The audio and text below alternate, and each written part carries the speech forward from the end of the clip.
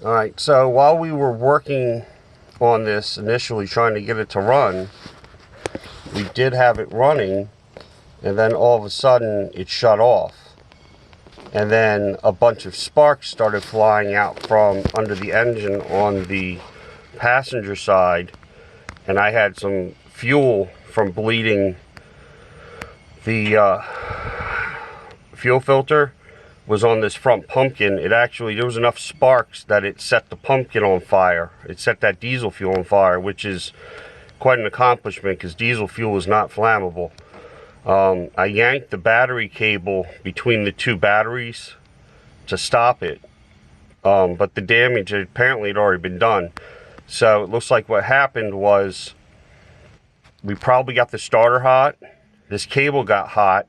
This is the battery cable for the starter, the power cable, and there's no loom on it, and it was laying directly on the starter and laying directly on that stud sticking out the back of the starter. Now there's a bracket missing. There's supposed to be a support bracket on the back here. I'm guessing it probably bolts up to there because that heat shield's missing a bolt also. So we're gonna have to source the bracket because this is a very heavy starter. But for now, what we're gonna have to do is we're gonna put loom on there. Later on, probably gonna have to drop the starter, or at least remove the shield, and properly repair or replace this cable. But this here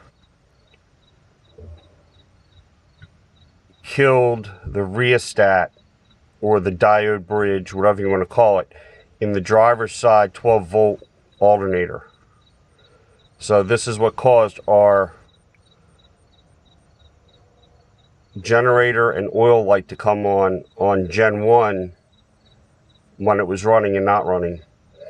Because I did a tear down on the generator and I replaced the trio diode and I replaced the regulator without bothering to test anything, put it back in and hooked everything back up, put the batteries back on, and smoke started coming out of the freshly rebuilt alternator. So I pulled the battery cables again real quick, and this time when I took it apart, I went through and I actually tested all the parts on the bench with the alternator apart, and found that the rheostat, one leg on the rheostat on the positive side was bad. So I can go through that also and explain those things. But this right here is gonna be one of our main problems right now. So the rheostat should be here today to rebuild the alternator again. Luckily, none of the new parts fried.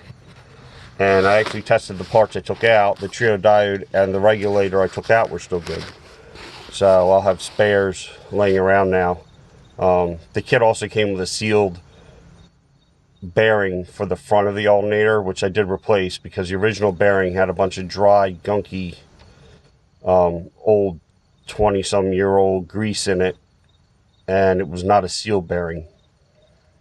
So, well, hopefully this helps somebody out. So this obviously is one of our main problems right now. So we're going to address this and move on.